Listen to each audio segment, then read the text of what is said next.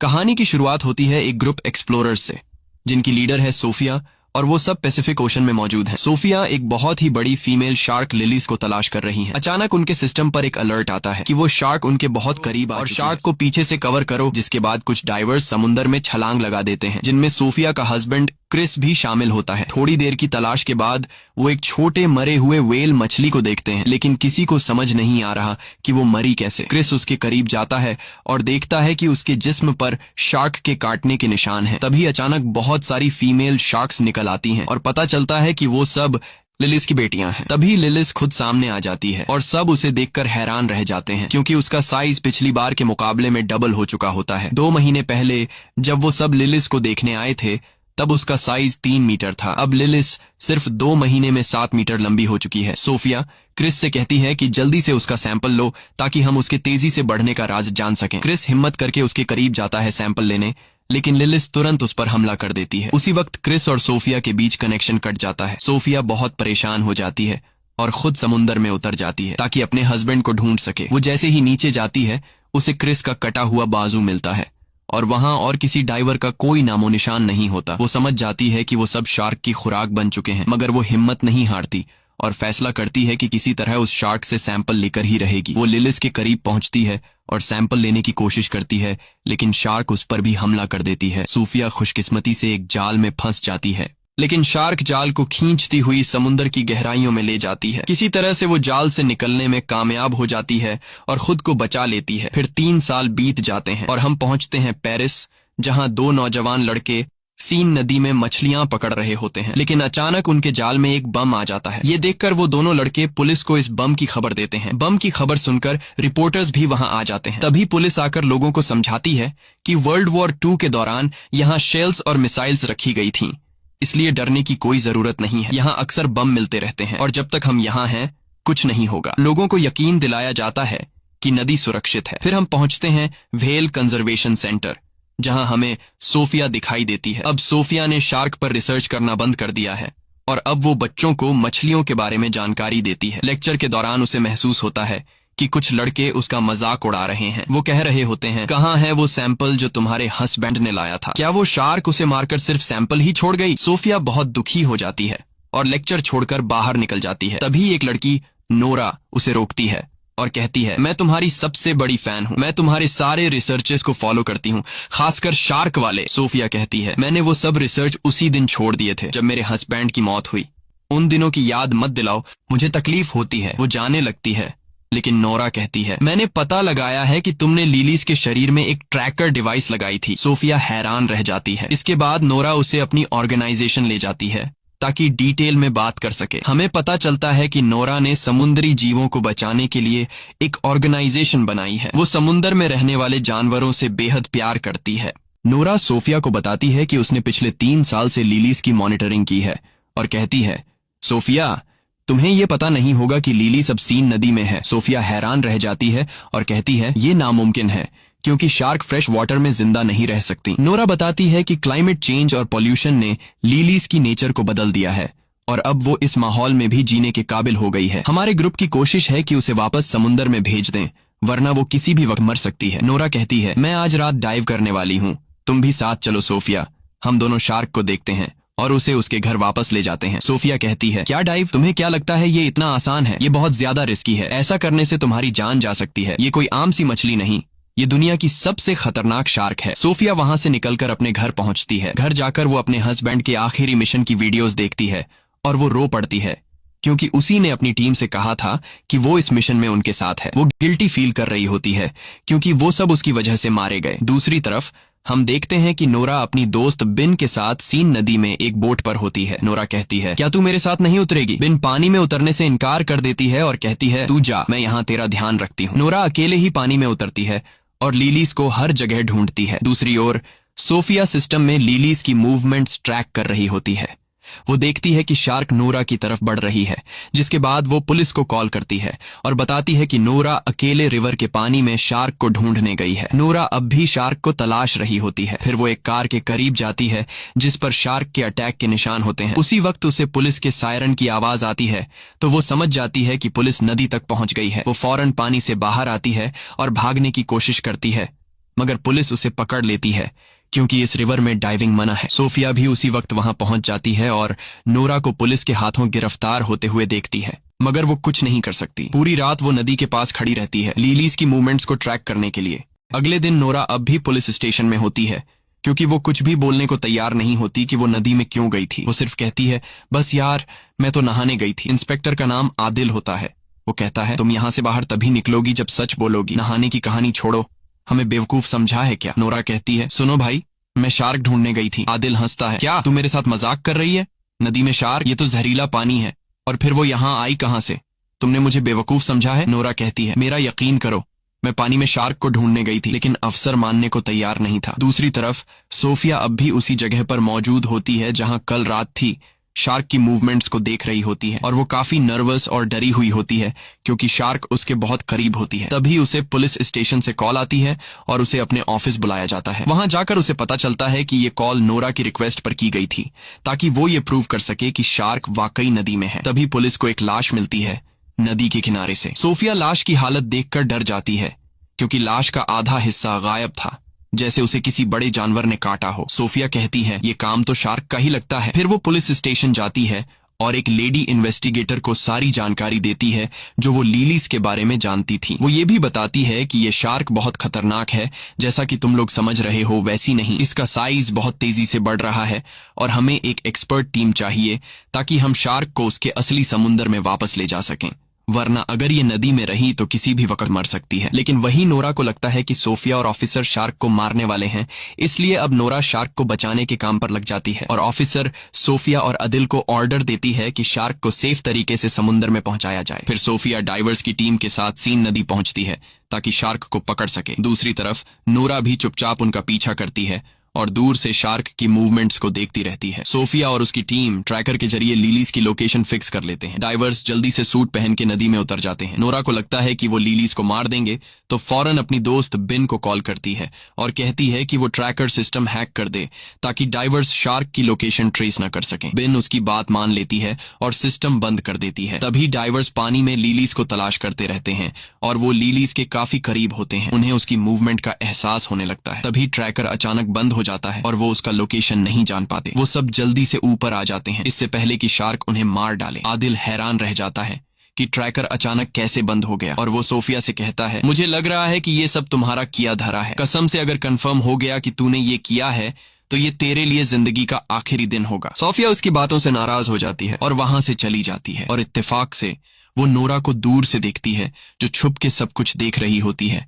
तो वो फौरन समझ जाती है कि उसी ने ट्रैकर का सिस्टम खराब किया है। रात को आदिल अपनी अफसर से बात कर रहा होता है और कहता है कि हमें दरिया के आसपास सब रुकावटें लगा देनी चाहिए जब तक हम उस शार्क तक नहीं पहुंचते। तो वो कहती है कि हम नदी का किनारा बंद नहीं कर सकते क्योंकि कुछ दिनों बाद यहाँ एक बहुत बड़ा रेस फेस्टिवल शुरू होने वाला है जिसे हम किसी भी हालत में रद्द नहीं कर सकते। पता चलता है कि ये फेस्टिवल एक बड़ी स्विमिंग रेस है जो सीन नदी में होने वाली है और इसमें देश के सबसे प्रोफेशनल स्विमर हिस्सा लेने वाले हैं। जाहिर है कि सिटी मेयर इस फेस्टिवल को कैंसिल नहीं करेगी क्योंकि इस पर $1 अरब से ज्यादा डॉलर खर्च हो चुके हैं। आदिल बहुत मायूस हो जाता है और सोफिया के बारे में सर्च करता है और उसे सब कुछ पता चल जाता है कि उसके आखिरी मिशन के बाद क्या हुआ था। उसका हस्बैंड और पूरी टीम मर गई और वो अब भी खुद को कसूरवार मानती है। आदिल बहुत दुखी होता है कि उसने उसके साथ सख्त बात की और उसे नाराज करके भेज दिया। अगले दिन नूरा एक वीडियो बनाती है जिसमें वो शार्क के साथ हो रहे जुल्म पर बात करती है। वो कहती है कि हर साल लाखों शार्क मार दी जाती हैं ताकि ब्यूटी प्रोडक्ट्स और अमीरों के खाने बन सकें। ये क्रिएचर भी इंसानों की तरह जीने का हक रखती है। वो अपने जैसे नौजवानों से कहती है कि वो उसकी ऑर्गेनाइजेशन में शामिल हों और लेलिस शार्क को समंदर वापस पहुंचाने में मदद करें। सरप्राइज ये होता है कि वीडियो को लाखों व्यूज मिलते हैं और उसकी टीम में सैकड़ों नौजवान शामिल हो जाते हैं। सबका एक ही मकसद होता है, लेलिस को सलामती से समंदर तक वापस ले जाना। फिर आदिल सोफिया से मिलता है और कहता है, मैं माफी चाहता हूँ अपनी बदतमीजी के लिए और वादा करता हूँ कि मैं तुम्हें सिटी मेयर से मिलवाऊंगा। तुम उसे सब कुछ समझाओ। जिसके बाद आदिल सोफिया को मेयर से मिलवाने ले जाता है। सोफिया मेयर को सारा किस्सा सुनाती है और स्विमिंग रेस बंद करवाने की रिक्वेस्ट करती है, मगर मेयर कहती है कि हजारों फौजी वहां पर मौजूद होंगे और फेस्टिवल अपने टाइम पर ही स्टार्ट होगा। कोई शोर शराबा नहीं चाहिए। सोफिया गुस्से में आकर कहती है, ये फेस्टिवल कैंसिल होना चाहिए, वरना तुम सैकड़ों लोगों को मौत के मुंह में भेज दोगी। अगर वो लोग नदी में उतरे तो लेलिस एक एक करके सबको खा जाएगी, और तुम्हें अंदाजा भी नहीं है कि लेलिस दुनिया की सबसे खतरनाक शार्क है जिसे कोई भी काबू नहीं कर सकता। मेयर कहती है, देखो बहन, साफ साफ बात सुन लो, फेस्टिवल कैंसिल नहीं होगा। सरकार ने $1 मिलियन खर्च किए हैं इस पर। फिर मेयर पुलिस को ऑर्डर देती है कि किसी भी कीमत पर उस शार्क को मार दिया जाए। पुलिस सोफिया से मदद मांगती है तो सोफिया कहती है, मैं एक प्लान बनाऊंगी कि हम उसे नदी से निकालकर समंदर ले जाएं, मगर उसे मारा नहीं जाएगा। वो एक प्लान बनाती है जिसमें खास फ्रीक्वेंसीज के जरिए शार्क को ट्रैप किया जाएगा और थोड़ी देर के लिए बेहोश करके उसे समंदर में शिफ्ट कर दिया जाएगा। मगर प्लान शुरू होने से पहले बेन आ जाती है और वो मान जाती है कि उसने ही ट्रैकर सिस्टम खराब किया था और अब उसे पछतावा हो रहा है। लेकिन मसला सिर्फ ये नहीं, नूरा ने लेलिस का लोकेशन ट्रेस कर लिया है और वो आज ही उसे समंदर की तरफ ले जाने का प्लान बना रही है। वो बताती है कि शार्क इस वक्त सीवरेज के टैंक के पास है। वो सोफिया और पुलिस से कहती है कि वो नूरा को रोकें, क्योंकि वहां कुछ नौजवान भी मौजूद होंगे जो नूरा को सपोर्ट करने आए हैं, और वो जगह बहुत खतरनाक है क्योंकि वो सीवरेज एरिया बहुत तंग है। सोफिया कहती है, अच्छा हुआ तुमने हमें ये बताया, और वो यकीन दिलाती है कि वो अपनी दोस्त को बचाएंगी। रात को हम देखते हैं कि नूरा, बेन और ऑर्गेनाइजेशन के बाकी लोग सीवरेज एरिया में पहुंच चुके हैं और मिशन के लिए तैयार हो रहे हैं। बेन थोड़ी नर्वस लग रही होती है, जैसे कुछ छुपा रही हो, मगर वो कहती है, मैं बस तुम्हारे लिए परेशान हूँ। फिर नूरा पानी में उतरती है ये साबित करने के लिए कि शार्क इंसानों के लिए खतरनाक नहीं होती। अब वो लेलिस का इंतजार करने लगती है। उसी वक्त सोफिया, आदिल और पुलिस वहां पहुंच जाते हैं और उससे कहते हैं, फौरन पानी से बाहर आओ, मगर वो लड़की जिद करती है कि वो मिशन पूरा करेगी। सोफिया उस पर चिल्लाती है, जो तुम कर रही हो वो गलत है, ये शार्क तुम्हारी सोच से भी बड़ी है, वो तुम्हारा सोनार डिवाइस और तुम्हें जिंदा खा जाएगी। इसी वक्त नूरा के पास एक शार्क नजर आती है। सोफिया फौरन समझ जाती है कि ये छोटी शार्क लेलिस की बेटी है, लेकिन नूरा बहुत एक्साइटेड होती है और शार्क के करीब जाती है और उसे छूने लगती है ताकि सोनार डिवाइस से उसका पता लगा सके। तभी अचानक आदिल पानी में छलांग लगा देता है ताकि नूरा को बचा सके, लेकिन अचानक शार्क गुस्से में आ जाती है और नूरा पर हमला कर देती है और उसे निगल जाती है। उसी समय पूरे इलाके में हलचल मच जाती है और सभी नौजवान डर के मारे वहां से भागते हैं, और उनका जो फालतू सा प्लान था शार्क्स को बचाने का, वो इन्हें ले डूबता है। अब हर एक बंदा खुद को बचाने की कोशिश में लगा हुआ था, लेकिन बदकिस्मती से जगह तंग होती है और काफी लोग पानी में गिर जाते हैं और लेलिस और उसकी बेटी उन्हें मार देती हैं। हर तरफ पानी में इंसानों के टुकड़े नजर आ रहे थे। सारा पानी खून से लाल हो गया था। जैसे तैसे करके स्विमर थोड़े बहुत लोगों को बचा लेते हैं, लेकिन ज्यादातर लोग वो होते हैं जिनके हाथ या टांगें कट चुकी होती हैं, यानी वो सिर्फ बचा हुआ शरीर वापस ले आते हैं। फिर सब जख्मियों को पीरिस के हॉस्पिटल ले जाया जाता है, जहां सोफिया शॉक में खड़ी होती है और यकीन नहीं कर पा रही होती कि क्या हुआ। वो रोने लगती है, अपने शौहर और पुरानी टीम को याद करती है। तभी आदिल उसके पास बैठता है और उसे तसल्ली देता है। कुछ देर बाद आदिल और सोफिया को सीवरेज एरिया में बुलाया जाता है। जब वो वहां पहुंचते हैं तो लेलिस की बेटी की लाश मिलती है। उसे लैब ले जाया जाता है ताकि सोफिया उस पर रिसर्च करे, शायद कोई क्लू मिल जाए। उसी समय सोफिया को पता चलता है कि ये शार्क सिर्फ 2 महीने की है और वो प्रेग्नेंट भी है, और सोफिया को लेलिस की बढ़ती हुई ग्रोथ का भी पता चल जाता है। हैरान करने वाली बात ये होती है कि ये फीमेल शार्क बिना किसी मेल शार्क के कोलैब किए बच्चे पैदा कर सकती है, यानी बिना नर के खुद ब खुद बच्चे देना। सोफिया समझ जाती है कि ये शार्क बहुत बड़ी आफत है, क्योंकि लेलिस की तादाद कुछ महीनों में बहुत ज्यादा बढ़ जाएगी और ये इंसानों के लिए बहुत बड़ा खतरा बन सकता है। इसीलिए लेलिस और उसकी सारी नस्ल को खत्म करना बहुत जरूरी है, वरना वो इंसानों को खत्म कर देगी। अगले दिन सोफिया और उसकी टीम मेयर के ऑफिस पहुंचती है और उसे सारी नई जानकारी देती है। मेयर बहुत नाराज होती है क्योंकि मिशन नाकाम हो चुका होता है और स्विमिंग फेस्टिवल स्टार्ट होने में सिर्फ कुछ ही घंटे बाकी होते हैं। वो कहती है कि किसी भी तरह इस शार्क को मारो। सोफिया उस पर गुस्सा करती है और कहती है, तुम्हारे लिए पैसे ज्यादा अहम हैं या लोगों की जानें? मेयर गुस्से में कहती है, बाहर निकलो यहाँ से। और फिर वो फैसला करती है कि शार्क को मारने की जिम्मेदारी अब फौज को दी जाएगी। फिर सोफिया और आदिल कैफे में बैठे बात कर रहे होते हैं। सोफिया कहती है, अगर फेस्टिवल को ना कैंसिल किया गया तो बहुत बड़ी तबाही हो जाएगी, क्योंकि मेयर पैसों की भूखी है और मुकाबला हर हाल में कराएगी। आदिल कहता है, चलो मिल के दुनिया बचाते हैं। वो दोनों प्लान बनाते हैं कि वो मेयर के बिना शार्क्स को मारेंगे। फिर आदिल अपने दोस्तों से बात करता है और उनसे मदद मांगता है। सब दोस्त राजी हो जाते हैं और एक टीम बनाते हैं। पहला काम ये होता है कि 2 बम एक्सपर्ट्स को बुलाया जाए ताकि वो पानी में डायनामाइट लगाए और उसी से लेलिस को मारा जाए। फेस्टिवल के दिन सोफिया, आदिल और पूरी टीम नदी में गोता लगाती है और शार्क्स की तरफ बढ़ते हैं ताकि बम खास उनके घर में लगा दें। उधर मेयर मेला ओपन कर रही होती है।